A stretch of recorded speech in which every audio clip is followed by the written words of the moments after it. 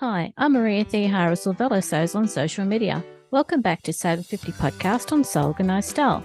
Grab a cuppa and relax with us.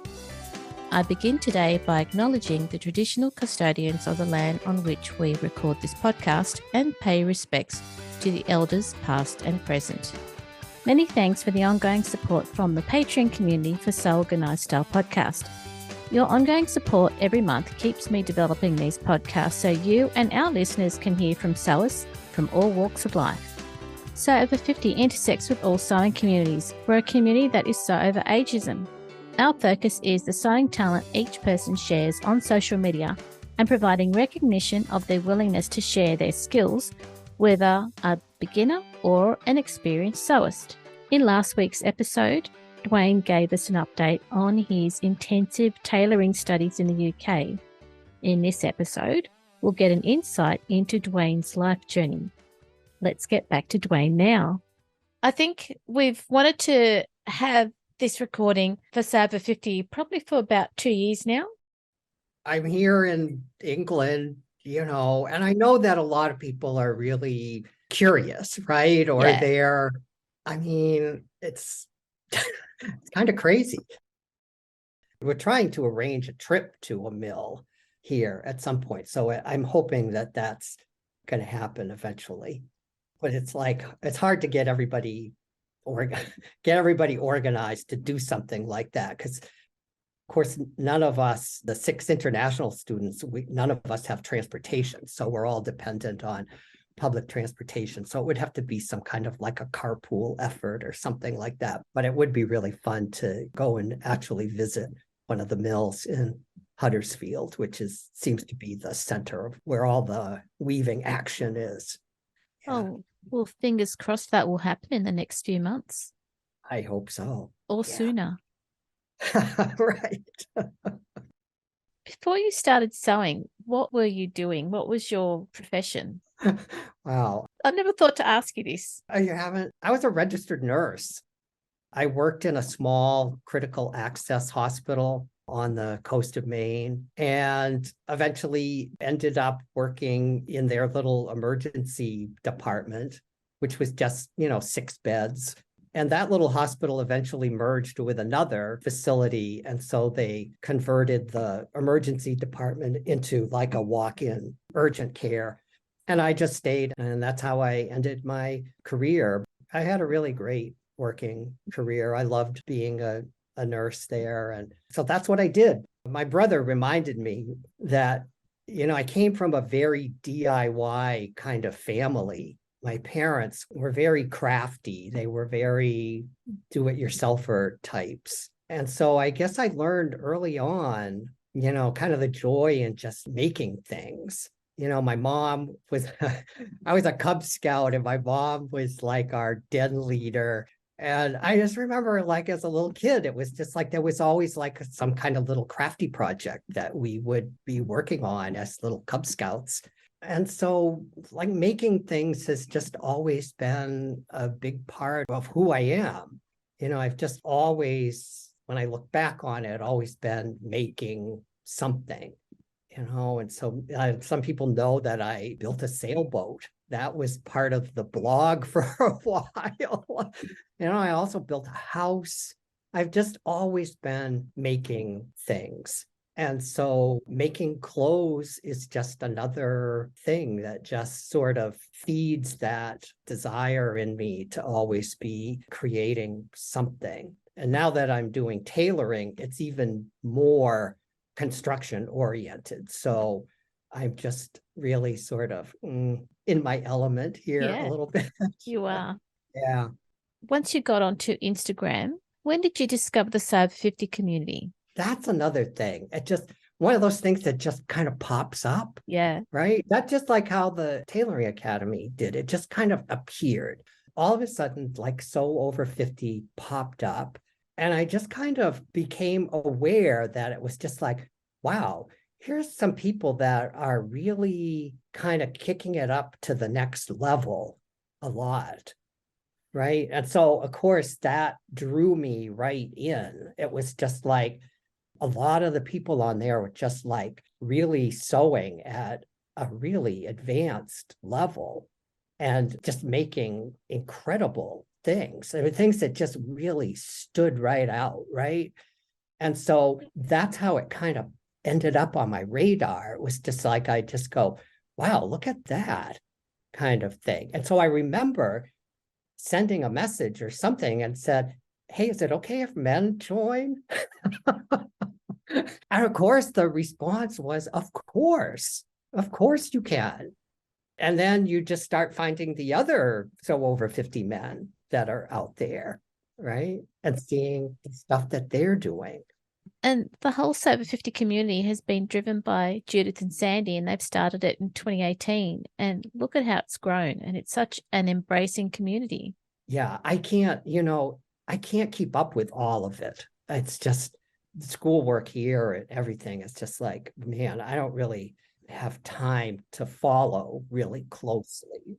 But still, there are just people out there that are just really they just take it to that next level. And I just find that so inspiring. Even though a lot of it is women's wear, it's still, I just marvel at the skill and the risk, the risk taking, right? A lot of times you have to take a risk and try something really difficult or something new. And it's just like, just a whole group of people, approaching sewing in a different way, in a real, in a real quality driven way. Does that make sense? It does. Yeah. And look, that's what you're doing at the academy. Yeah. You're one of those people who takes on projects, and as you said, it scares you and it's risk-taking. But, right now you're at the academy until July. You've got a specific amount of work to do in a very supportive and encouraging environment for timelines. You're living the dream. I am. I gotta say, I really am. Sometimes I just can't even believe that I'm here, but I am. And it's just been a great experience.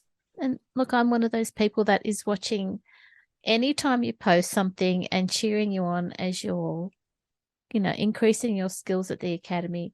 And I'm so thankful that you've given me this time to talk to us on the podcast so that people can hear the joy and be inspired by what it is you're doing this year. I know that a lot of people will never be able to do this. I mean, I'm just really lucky. Part of it was, I had been saving up money to buy a new car. I had paid off my car. And I was going to hold on to it. And I thought, you know what, I'll just save that money every month instead of making a car payment. And then I thought, well, then I'll have money to buy a new car. But you know what? I decided I would much rather go to tailoring school than have a new car. So that's part of the story here. It's just that, I just decided this is better. This is something that I would really like more than a new car. And it's been so worth it. It's just been so worth it. Oh, good.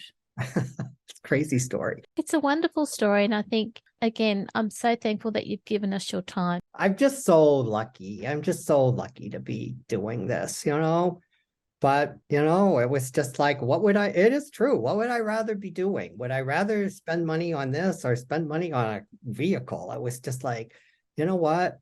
Just go and do it. Just go and do it. And all the pieces just kind of fell into place. One of Britta's good friends is an architect, and she bought a building that used to be a pub here in town and converted it into 6 rooms. Each has its own ensuite. And we have a communal kitchen and a little living area. So all of the international students, we're all living together in this house. It's just the perfect situation. It's just, it's within walking distance of school. There's, there's lots of restaurants and the supermarket, and everything is nearby here. It just turned out to be the perfect situation. It's made it very, very easy to be here. I'm going to hate leaving. The town is so charming. It really is. And the people are so nice here. People are just super, super kind here. We've met so many nice people. It's been fun. And even when you had COVID and you were still there, Ugh, you survived it. I know. And I mean, the Academy recorded all of the demonstrations that they did during that week that I was out and sent them to me so that I could keep up. They really have just been terrific. They really have been. And, just been such an amazing experience. I've learned so much. I just hope that I can retain it all. The amount of information that they push towards us can be kind of overwhelming at times. So, the 6 of us living here together in this house, we have time to process it together. It's like we meet up in the kitchen and go, holy cow, what was that all about today? How did, yeah. Do you get written notes or do you get shown and then you've got to practice? Yeah, it's pretty much, we get shown, we take notes, and then it's just do it. So we're all kind of working off our notes. We've gotten to be better note takers because the stuff is so detailed. What they do is the instructors that we have do it actually over Zoom. So they've got a camera up over the workbench. Yep. And it's focused down on the work. And so we all sort of stay at our work tables and watch on our whatever we have, either a phone or a laptop or whatever, and kind of watch and take notes at the same time. And I've gotten really good at like taking screenshots on my laptop so that I have a visual thing as well. And so we just kind of, they would show a certain technique or a certain step, and then we just jump in and have to do it. It's been really great. It really has, we basted everything together. We have put this jacket together and taken it all apart and put it back again. But that's the whole process. That's the I don't know, the essence of the whole thing.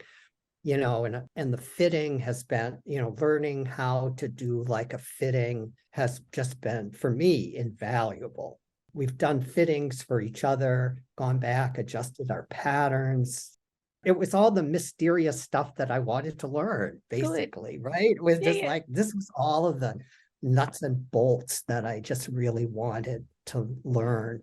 It's been great. So many things that you could be doing. At one point, I thought I would maybe want to go back and have like a makerspace type thing, but I've changed course. I don't think that I want to do that now. And so I think I would like to go back and just do a bespoke tweed wedding service for grooms. I think. Yes. Maine is very outdoorsy kind of place. I think that a lot of grooms would be interested in kind of like a tweedy wedding suit.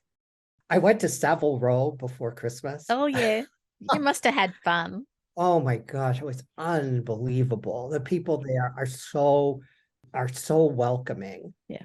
It's just like, come in. They're so passionate about what they do. They just want to share it with everybody. Even if you don't have any money, even if you're never going to have the money to buy any of that, they don't know, right? So they're just very welcoming and so passionate about what they do.